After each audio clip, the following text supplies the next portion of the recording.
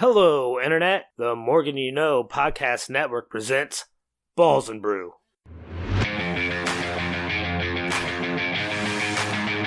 Hello and welcome again to another edition of the flagship sports podcast here on the Morgan You Know podcasting network. I am your affable host and soon to be crow eater. We'll get to that a little bit later. My name is Rod Morgan. Joining me is the producer of this podcast, the host of the Yeah We Know podcast on this network. Quite frankly, we could do nothing we do without him. It is my guy, Jimmy Jamriska. Jimmy Jam, how you doing? We've got baseball. We've got the off-court NBA coming up. We've got NFL in the summer. We still got a lot to talk about. I'm pretty good today, Rod. We do, but I hope you are ready to host the fast break, my friend, because we are just going to go right there, right now. The NBA Finals wrapped up last evening. Before we tape this podcast, we might as well go there. Let's do it. Welcome to the Fast Break, the fastest 15 minutes in the NBA, and this is it. The Denver Nuggets have finally won the NBA championship, and, well, Chris King, I have a question for you. Welcome to the show. How are you today? I'm doing very, very well, gentlemen. Thank you very much. I would like to ask you, what is served best with crow? Ooh, carp. Or a healthy dose, a very healthy dose of Nikola Jokic. Rod, how do you like your you like your carp, your Jokic, and your crow all together, huh? Maybe blend it together, a little smoothie action? Listen, let me go at you this way, right? So even when a man is on death row, he gets a last meal that he's able to request, right? Am I allowed to at least get like a Serbian lager that I can try to wash this crow down with here at this point? Am I at least allowed that? Listen, I would love to have the kind of soul and energy that a guy like Skip Bayless has and be able to come on a podcast the day after Jokic wins Finals MVP and the Nuggets win 4-1 and swerve and try to go the other way. But I frankly can't. The guy was the first player ever to have the most points, rebounds, and assists in the playoffs. I mean, 30, 25 average. Only, 5 guys have done that. He's got 2 MVPs in a championship. Only like 13 guys have done that. I mean, it's just, I can continue to sit here and be skeptical in my own heart of hearts, and that's me just being true with everybody, but I can't say anything that deserves any kind of a winning argument. So I'm absolutely eating crow. So congratulations to the Nuggets. All our Denver listeners, I'm sorry. You guys are champions. So for me, I don't get to watch a lot of Nuggets games because they start really late at night, and that's something the NBA has to worry about. And people in Denver can't watch a lot of Nuggets games. Chris, watching Jokic play, the amount of just easy passes to him that are impossible for other people to do is just amazing to me, Chris. He makes it look effortless. It's almost like second nature to him. And you're right. It looks like they're impossible lines. How did he see those guys? It's a testament to his basketball IQ and how well these players and this core group of 4 guys have been really together for 2-3 years now. Yep. Even though Murray had been hurt for a couple of those years, they know where they're supposed to be in the offense. They know where the other guys are going to be in the offense. Malone is such a good coach, and he has these guys coached up so well that they know what the third option of the guy he's trying to pass to is going to be when they see a certain defense coming their way. I think it's a combination of just his unholy, godly talent that he has, plus the way this team is playing together and how well and how cohesive they work as a unit. Yeah, Rod, what are your thoughts here on this core of the Nuggets? Because they really do have, their top 4 or 5 people coming back next year. We got to be careful, as Doc Rivers just said on the Bill Simmons podcast. You got to be careful getting rid of some of those role players. How do you like them moving forward?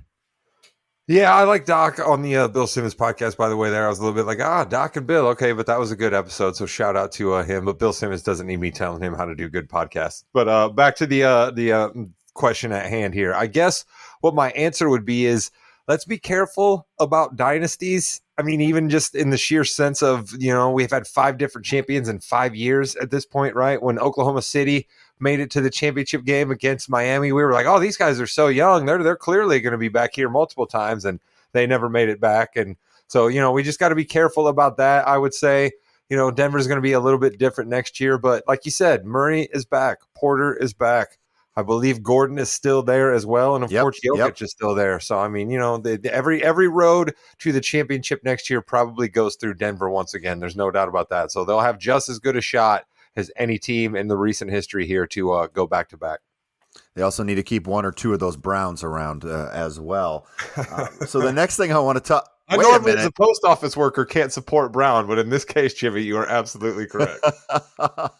Speaking of post office workers, it's that music, it's that cue. Rod Damnation of the Week. We have to do something about this situation. The momentum is dying. I don't understand no more distractions, but I do believe we should all follow one path in life. Hubris and ego and pride. Sorry, all that was a complete lie. My Rod Damnation for the week is simply to, I guess I want to call it what we participated a little bit here, the basketball discourse, but I think what Mike Malone winning a championship says to all the folks out there that are forever clamoring to get rid of a coach, give me something new. I think Mike Malone winning a championship sort of speaks to maybe, just maybe, that's not the way to go here, because Monty Williams in the finals recently, fired. Budenholzer, championship within the last couple of years, fired. Nick Nurse, championship within the last couple of years, fired. Doc Rivers, Sixers, potentially always in the playoffs, championship in his career, fired.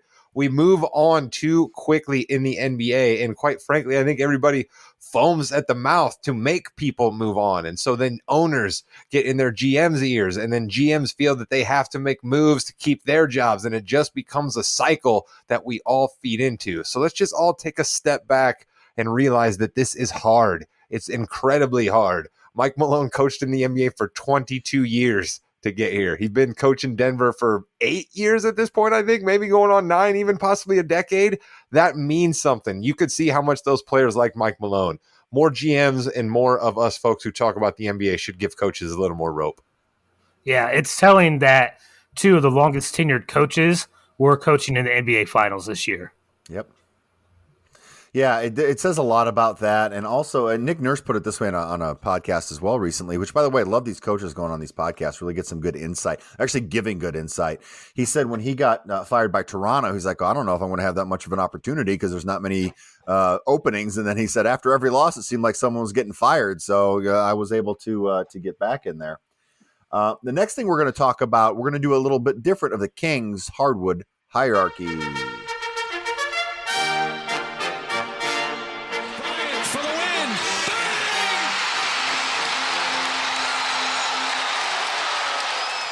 All right, the Kings hardwood hierarchy. This week, we're going to have 5 questions that we're going to answer about these playoffs. The first question is our favorite moment. I'm going to take the first one, and I'm going to go to Chris and then Rod after that. My favorite moment, I'm going to cheat a little bit. My favorite moment was one of the last moments of the playoffs. After the Nuggets won the championship, Jokic's entire post-game just chilling, going to shake everyone's hand. It took him so long to even get to his wife and kid to give him a hug. His expression says everything about Jokic. It's just, yeah, he's good. There was a great meme going around, the Thanos meme, when he sits down and goes, it's like Jokic saying, I can finally rest now. I love that. I'm sorry. My favorite moment of the playoffs was Jokic just chilling at the end. Chris King. It was a great moment.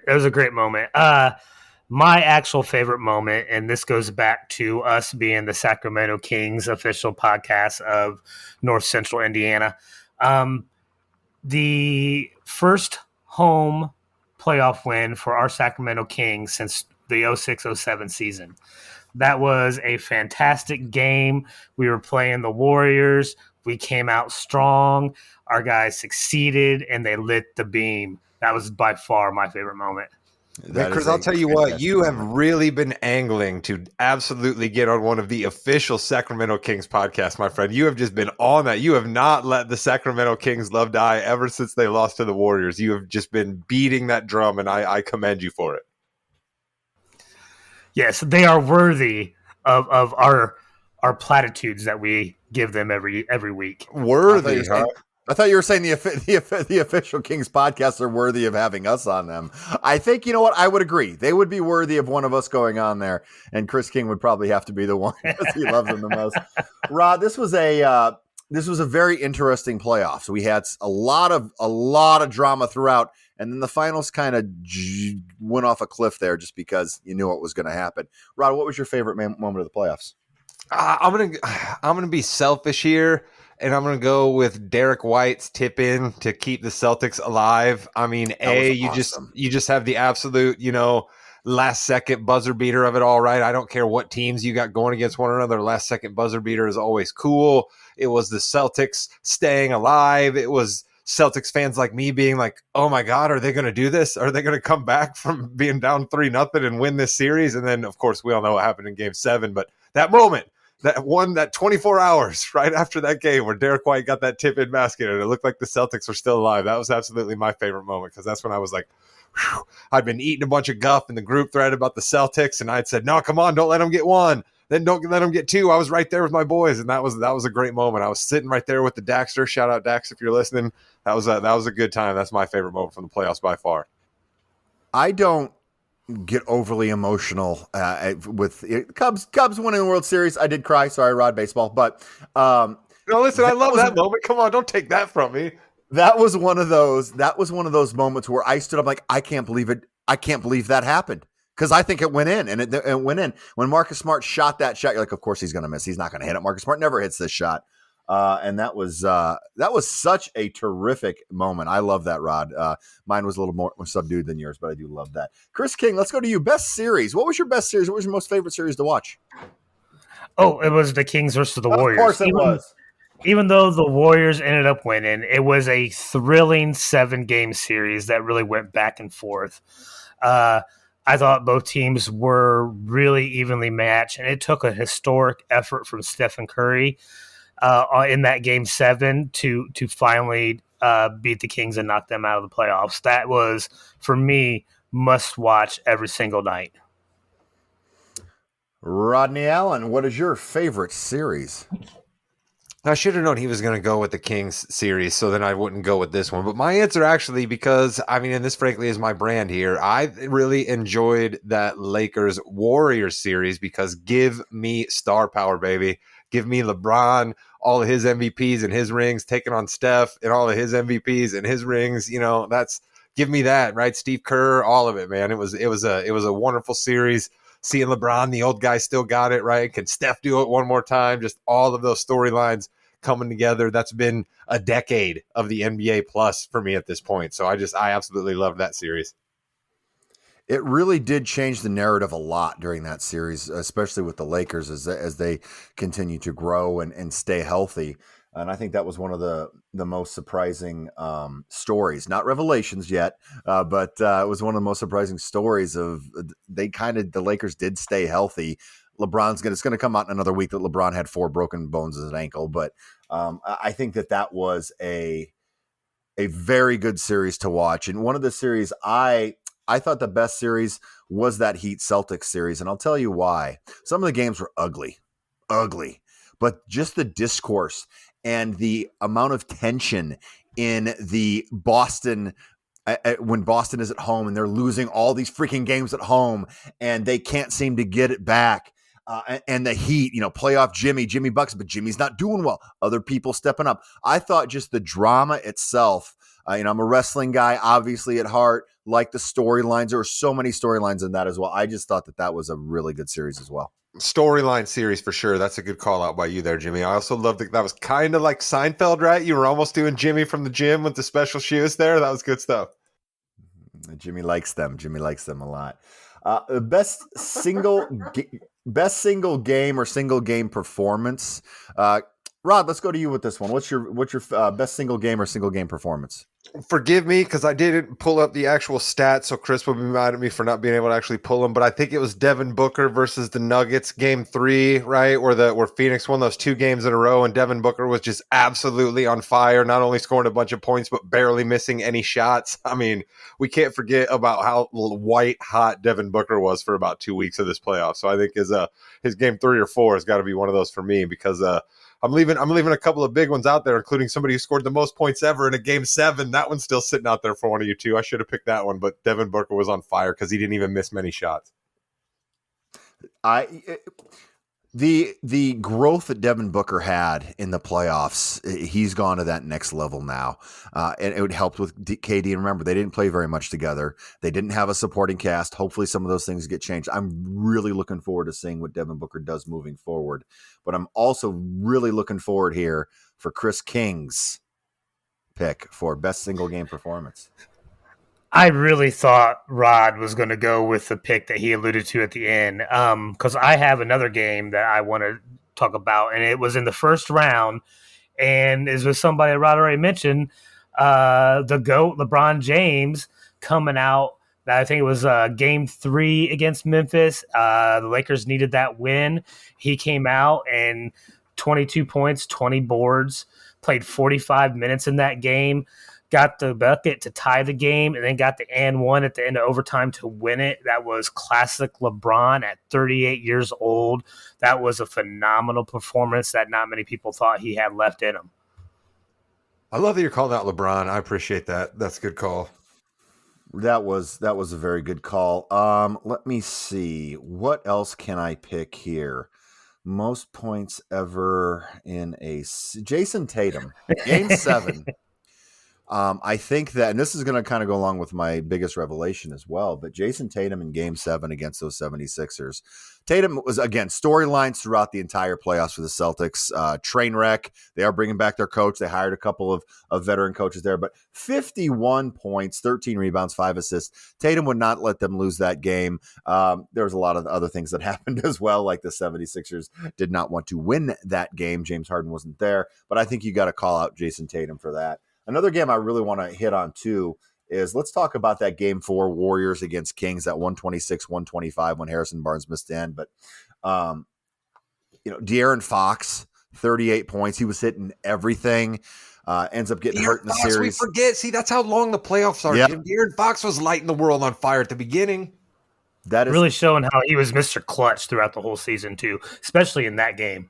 Yes, he was. And I just wanted to shout out our boys Sacramento once again, because we have to on this podcast. It's a Sacramento Kings podcast. It's also crazy that we didn't even mention Joker's magnificent game with 30 points and 20 boards. Is it really that shocking that I didn't mention it, though? Is it really that shocking that I didn't mention it? So that only makes one of you that could have. I think Jokic, and by the way, that picture of Jokic being picked last at the All-Star game is fantastic.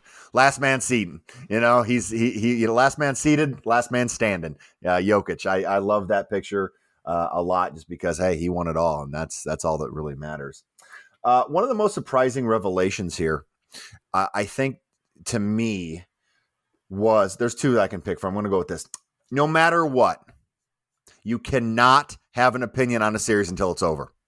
Every single series, it seemed like for the past 4 or 5, after Game 1, this team's screwed, they're over. Game 2, they come back and win. This person sucks. Nope, Game 3, they're fine. And really, it is so close in the NBA right now that you just got to let it play out. I know it's hard for podcasters and pundits to do, but it's really kind of cool to watch the NBA and just kind of take it all in. So my biggest revelation is it ain't over till it's over, Chris King. Yeah, that's true. There was a lot of Wait a minute. Your biggest revelation is it's not over till it's over. This is the groundbreaking stuff people come to us for. You're damn right. But it's true. There was nothing but overreaction after every single game in this playoffs. Chris, in every series. Welcome to America in 2023. Overreaction. It's everywhere around you. So there was a couple different things that I thought were impressive in this playoff. So I'm going to stick with one. And this is a guy who I didn't think that he was going to be a viable number 2 in the long run. And he just came and showed out this playoffs. He also had a triple-double in the playoffs this year, and that's Jamal Murray. This is your biggest revelation. Jamal Murray is your biggest revelation of the playoffs. It is. He has shown – listen, I haven't always been the biggest Jamal Murray supporter. I didn't necessarily always believe in him. Listen, knew he listeners, would. again, you guys should be sending emails to us all the time for how I save you on this podcast. Jimmy gives you it's not over till it's over, and Chris is giving you Jamal Murray, a guy who was definitely the second best player in the finals. He's good. Here's the revelation, okay, guys? The revelation is the NBA needs veterans. And you want to know why the NBA needs veterans? Because we heard about the Zion Williamson story. Sorry, you guys can talk about it on the court all you want. The biggest revelation is there's not enough vets in the NBA to show guys how to handle their business. Is it shocking that Zion has multiple women he's trying to juggle at the same time? Absolutely not. Many men his same age, many men in the NBA before him have done it before. Is it shocking that it was all thrown out there in everybody's face? Absolutely. Clearly, he did something wrong along the way. And you know who could have taught him that? A veteran. We need more veterans on teams. Come on, you guys gave him nothing, and I just gave him that gold and even brought in Zion Williamson. Well, the issue here is the veterans are the ones that are going to get kind of squeezed out of a lot of teams and a lot of money coming up in the Zion's about to get squeezed out of a lot of money too. Oh, he's going to get squeezed out of a lot of money there. The Zion thing is big. Ja, by the time you hear this, Ja might have been suspended for half the season for all we know. You know, another revelation that we have, and we can go into more detail too, is Celtics aren't going to win the championship with Tatum and Brown. I'm sorry. It's not going to happen. That's a revelation. We don't know that yet. Come on. These guys are still too young. These guys are still too young. I heard another stat about your boy Jokic, 28. Look back through the annals of history of all the great players in the NBA who won their championship around 28. Neither Brown nor Tatum are there yet. The Celtics are still fine. We don't need to freak out. It's not going to happen. I'm sorry. I mean, and you can, hey, I'm a gambler. I win a lot at gambling. You can book it. The Celtics are not going to win the championship with Tatum and Brown, meaning you should run right now and bet for next year. Biggest revelation is Chris is now Digger Phelps. Nobody can see this video of this podcast yet, but Chris has a highlighter he's been rocking all time here doing his basketball analysis. Digger Phelps for all you old listeners out there, which frankly are the only listeners we have.